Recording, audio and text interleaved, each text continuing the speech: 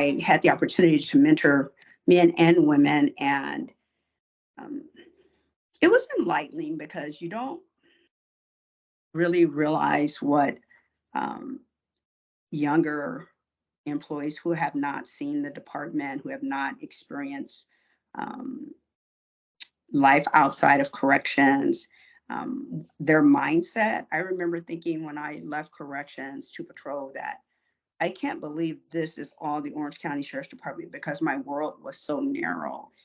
And I think what mentoring does, especially for women, it helps to broaden just the perspective that they have about the organization, as well as the many opportunities that are available.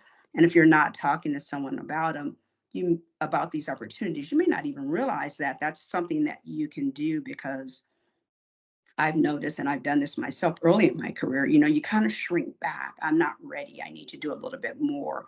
When you could just, hey, I'm in. I'll take that position, or I'll do this temporary assignment. I would love to go to this conference.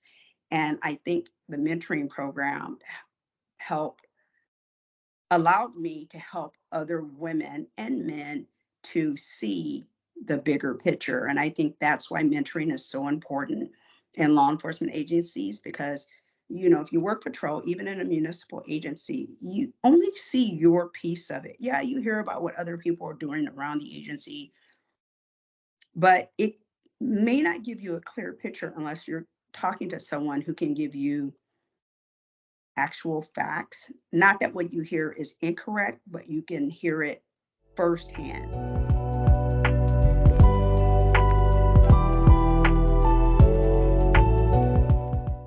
Having a flexible mindset and um, pushing down any fears that you might have about your competence level. I think as women, we sometimes overestimate the skills that are necessary to perform a job. We have those skills, and we think that it's so much more than what we already know how to do, you know, or are capable of, when in fact we're ready. And I think acknowledging that to yourself, that if I'm asked to do a job, I will seek the help that I need to be successful. Surround myself with people who want me to be successful, and say yes. I can't say that I've said no to one job before and I didn't regret it, but I realized that I said no because of fear and not because I didn't really want the job. And that was my feeling, like, hey, I don't know how to do this. I haven't worked um, in an administrative position before, and I don't, you know, I mean, hey, I could do it easy, but I talked myself out of it because I felt like I wasn't competent enough. And I didn't regret doing it. I had a good job already. I didn't regret not taking the position, but when I reflected on it while I was still working, I realized that I didn't take it because I was afraid, like I always felt. And I think what I learned from that is failing is okay. In this, in the context that there's no blood on the floor, no one's going to get hurt. These are usually easy fixes if you make mistakes.